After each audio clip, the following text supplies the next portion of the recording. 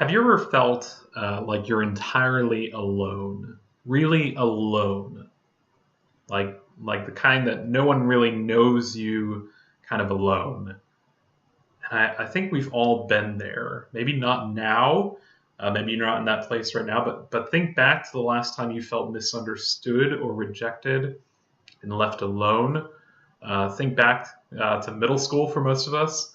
Um, we all have a deep desire to avoid that kind of hurt, that kind of feeling. We gather up friends on social media. We post endlessly about the smallest details of our lives, and we chat on and on about how busy our days are when someone asks how we're doing. And we tirelessly put ourselves out in the front of our interactions because we fear being unknown. But fearing being unknown could just be trying to keep ourselves from being hurt, like in the past. But there's more to it than that. We don't just fear being unknown, we desire to be known. We want people to not just say, "Hey, how's it going?" or to know our name, but to respond and ask a second question. We want them to stay, to come into our homes, to sit down with us, to get to know us, and to stay longer.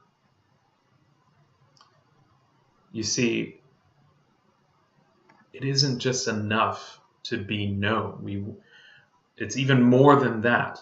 We don't just fear being unknown. We don't just desire to be known. We want someone to know us in all of our wrongs, all of our weaknesses, our secrets, the shady parts of our lives, and we want them to stay. It isn't about just fearing being unknown. It isn't just about wanting to be known. We want to be loved. Being loved by God, honestly, it doesn't fill my void of fearing being unknown or my deep desire to be known. But what it does do is it completely recreates my entire concept of being known. God doesn't just know you through and through. He offers to stay with you.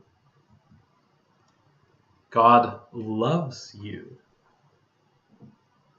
But what does that look like? Well, in the book of Luke, Jesus uses the example of a shepherd and his sheep to describe his love for his people. He says, "Suppose one of you has 100 sheep and loses one of them. Doesn't he leave the 99 in the open country and go after the lost sheep until he finds it?"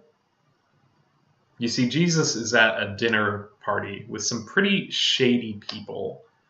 And when some of the religious leaders come by, he notices that they take offense to that. And honestly, I think we would too. We like Jesus. Most of us like him to be clean cut, to be somewhere in the middle class, to be the same skin color as us, and running with the right crowds like us. But Jesus sees how offended they were by the people he was with, and he told them this story. Suppose one of you has 100 sheep and loses one of them. Doesn't he leave the 99 in the open country and go after the lost sheep until he finds it? Jesus knew the hearts of the religious leaders, all of their grumbling and bitterness. Rather than speak with them directly and tell them to just get over it, he shares about his love for his friends. He pivots away from the religious leaders, and you can just imagine him looking at his friends as he says this.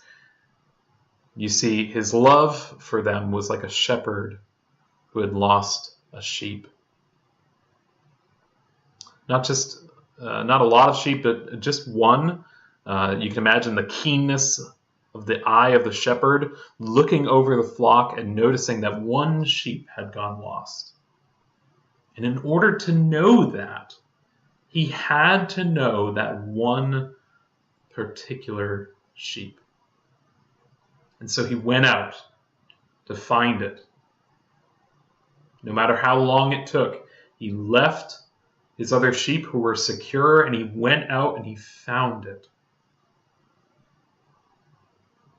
The shepherd desired not just to know the sheep, but was fixed on finding it, fixed on knowing it. Jesus wants to know you. And he does.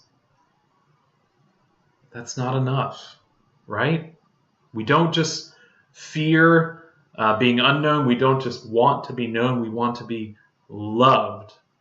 So Jesus knows you, but Jesus is like a shepherd to his sheep. He will do whatever it takes to show his love for you, even if that means going into your lostness. Will you pray even now for God to show up in your lostness, whatever that looks like, and all of the mess and all of the shadiness, and show his great love for you? I believe that he will show his love for you. I don't think that he stopped being a shepherd in the first century. I believe that he desires you, and that he knows that you desire to be loved, and he wants to show you that he does love you. But some of you already know Jesus, and you know very well that he loves you. What then? Well, go. Go to the men and women around you and be bold in talking about this shepherd, Jesus, who loves them. Go with urgency. Get to know them. Stay with them in all of their lostness. And then bring them to the shepherd who loves you both. You see, everyone fears being unknown. Everyone desires to be known. Jesus reshapes all of that. He doesn't just say he knows you. He knows your deepest desire. And he says that he desires to find you wherever you are and love you.